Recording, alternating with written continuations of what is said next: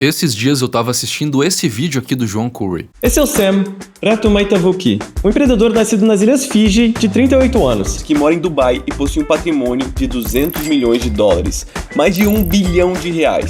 Depois de viralizar um vídeo antigo aqui no canal, eu resolvi chamar ele para um desafio, mostrar em detalhes os segredos da rotina que tornou ele um bilionário em reais. E cara, o vídeo é cheio de insights importantes e eu reconheço que a mentalidade desse bilionário é muito valiosa. O cara construiu um império e é óbvio que ele sabe de coisas que a maioria de nós não sabe. Mas teve um ponto desse vídeo que me fez pausar imediatamente e ficar incrédulo, olhando pra tela durante uns 2 minutos de boca aberta. What I want to do now is, my portfolio, because I have a lot of crypto, I want to take some off the table so my investment isn't diversified. If Bitcoin reaches let's say 120K right now in the next month, are you gonna sell part of your bag? Of course. I'll go by sentiment, right? I'll go by okay, it's getting a bit overheated right now. Or it's also a thing of, I said when I was gonna hit that, I'm gonna take some off. That's why I'm looking at different properties now. O que me chamou a atenção na fala dele é o fato de ele estar movendo quantias absurdas de dinheiro, se guiando pelo sentimento, como ele mesmo diz. Ou seja, para mover essa quantia de dinheiro ele não seguia pela racionalidade. Então eu vou trazer um pouco de racionalidade aqui hoje para te explicar o porquê eu acho que ele provavelmente estaria fazendo um péssimo negócio trocando Bitcoin por imóveis. Mesmo sabendo que se o Bitcoin batesse ali os 120 mil dólares do dia para a noite, seria muito provável acontecer uma queda, uma correção repentina do Bitcoin.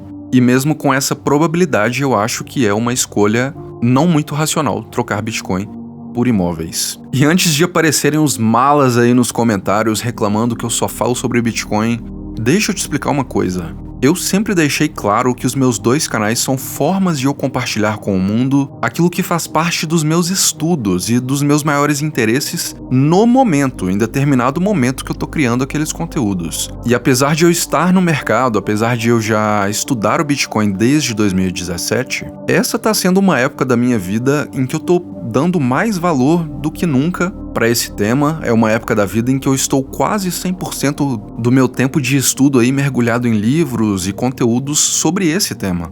Então, naturalmente, o meu conteúdo vai refletir isso.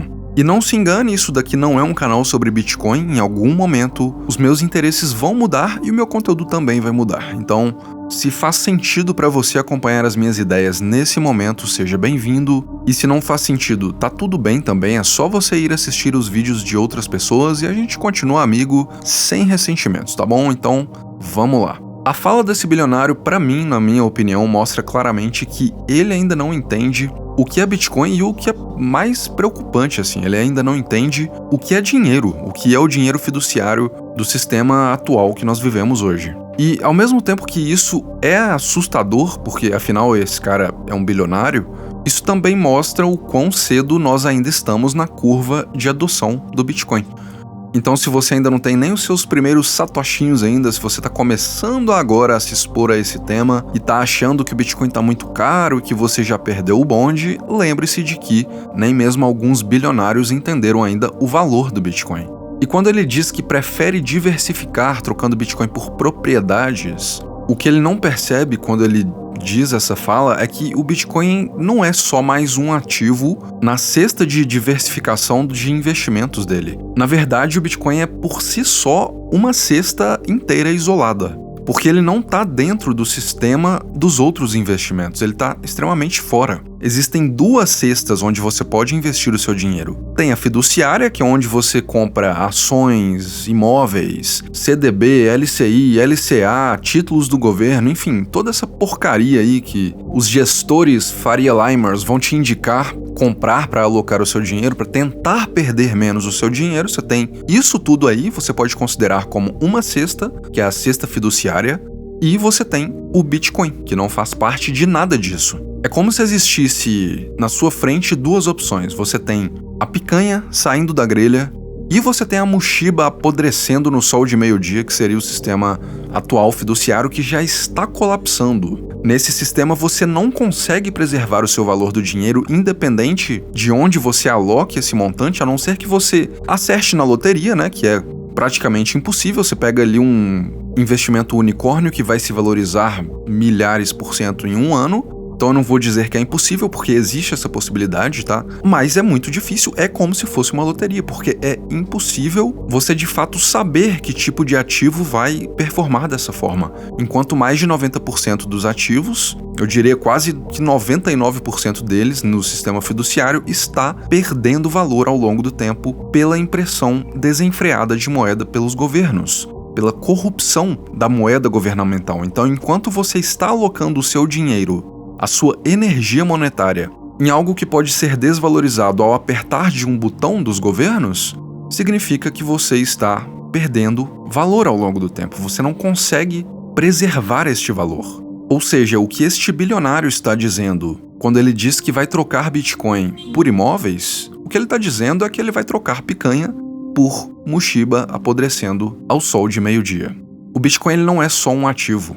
Ele é o único ativo na história da humanidade com escassez absoluta. É o único ativo governado por regras matemáticas imutáveis, que não pode ser manipulado, controlado ou confiscado. Todo o resto pode.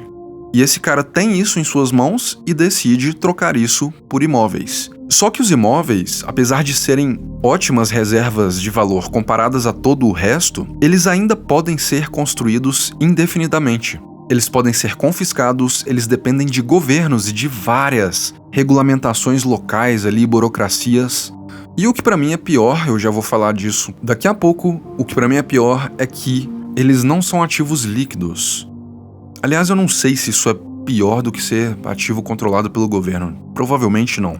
Mas o fato de imóveis não serem líquidos te faz ter um custo de oportunidade altíssimo. Então sim, isso já é ruim o suficiente, mas eu vou me permitir mudar de ideia aqui enquanto eu gravo esse vídeo, porque, na minha opinião, o fato de eles serem ativos que estão sob total domínio de governos que te cobram uma espécie de arrego, né, que seria aqui no Brasil o IPTU, para te permitir usufruir daquilo, é, na verdade, a pior das características dos imóveis. E é claro, eles te permitem usufruir daquilo desde que você pague o arrego até que eles decidam aí confiscar o seu imóvel inventando qualquer desculpa, como a gente já viu diversas vezes acontecendo. Então, se você está consumindo isso daqui em áudio, eu quero que você pause o vídeo aí e olhe para sua tela agora, porque a gente vai dar uma analisada em um gráfico. Esse daqui é o gráfico de Bitcoin em relação ao custo de um imóvel tradicional nos Estados Unidos. Preste bem atenção, isso aqui é nos Estados Unidos, tá? Em 2011, nos primórdios aí, quando o Bitcoin só tinha 2 anos de vida, você precisaria gastar mais de 300 mil Bitcoins para se comprar uma casa nos Estados Unidos. E aí você percebe que quanto mais o tempo passa, menos Bitcoins são necessários para se comprar aquela mesma casa. E hoje você compra com menos de 7 Bitcoins a mesma casa que você compraria em 2011 com 300 mil unidades do Bitcoin. E se falarmos de Brasil, você compra com menos de 1 Bitcoin, aliás, com meio Bitcoin você já compra uma casa aqui no Brasil hoje. Ou seja, ao longo do tempo, as casas estão perdendo valor em relação a Bitcoin, em termos de Bitcoin. E existe um motivo pelo qual isso está acontecendo. Isso acontece porque casas elas não são realmente escassas. Apesar de ser difícil e custoso construir uma casa, mais casas são construídas todos os dias. Já o Bitcoin, ele tem um supply limitado, 100% limitado. Ele tem um suprimento ali já programado e é matematicamente impossível produzir mais daquilo quando o supply de pouco menos ali de 21 milhões de unidades for atingido. Além disso, quanto mais o tempo passa, mais eficientes nós ficamos em construir casas, o que significa que o custo e o tempo de produção delas tende a diminuir. Aí você diz, mas o custo de se construir uma casa ele está crescendo cada vez mais, né? Está ficando cada vez mais caro. Mas por que isso acontece? Porque tem mais dinheiro no sistema fiduciário sendo impresso o tempo todo, porque não faz o menor sentido nós ficarmos melhores em produzir alguma coisa, a humanidade descobrir novos métodos, novos materiais e formas mais eficientes de se fazer algo e aquilo não se tornar mais barato. E é exatamente pela corrupção da moeda que compra essas casas que as pessoas continuam comprando casas como investimento. Essas pessoas continuam comprando casas por causa disso daqui, olha este gráfico. O valor nominal delas em moeda fiduciária continua sempre subindo. Então essas pessoas que estão comprando casas como investimento, elas estão tendo a ilusão de que estão ganhando dinheiro ao longo do tempo enquanto mantêm a posse dessas casas. Quando, na verdade, o que está acontecendo é que a quantidade de moeda em circulação está aumentando ao longo do tempo.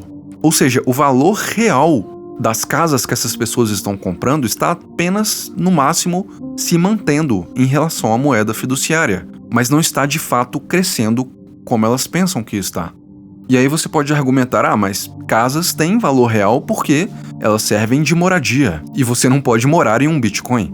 E sim, você está totalmente certo. Mas você não pode também morar em 3 ou 4 casas ao mesmo tempo. Então por que tem gente comprando 3 ou 4 casas?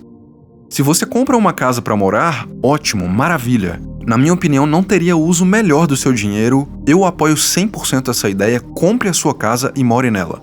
Mas se o objetivo da sua compra é investimento, então me desculpa. Mas este, na minha opinião, é um investimento irracional quando você sabe que pode alocar aquele dinheiro em Bitcoin e não em uma casa.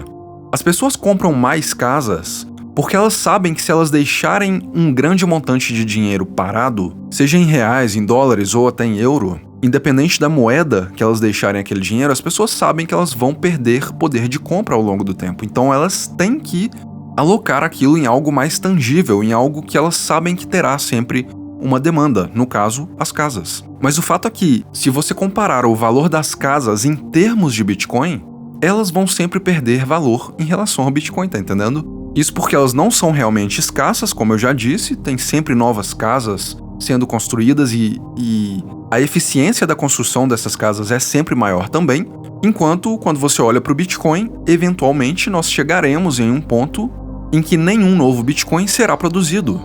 E quando isso acontecer, as únicas formas de você obter mais Bitcoin serão ou abrir mão de algo que você já tem, que tenha valor, em troca daquele Bitcoin, ou trabalhar para receber Bitcoin.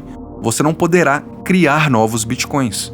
E é essa equação de oferta e demanda que nos garante que, ao longo do tempo, não importa quanto tempo seja, eu não estou falando aqui de curto prazo, eu estou falando de longo prazo, mas nós temos a garantia de que o Bitcoin vai sempre se valorizar em termos de imóveis no longo prazo. E quando você compra uma casa apenas para preservar o valor de compra do seu dinheiro, uma boa parte do que você está pagando por aquela casa já começa aí na compra da casa, uma boa parte vai ser diluída pelo governo por impostos e diversas taxas caríssimas que têm de ser pagas para transferir aquilo para o seu nome. Você tem a dor de cabeça da burocracia e quando finalmente você precisa vender aquela casa ou quando você vê uma oportunidade de compra de algum ativo que seja melhor, que te faça pensar em vender aquele imóvel, sabe o que vai acontecer?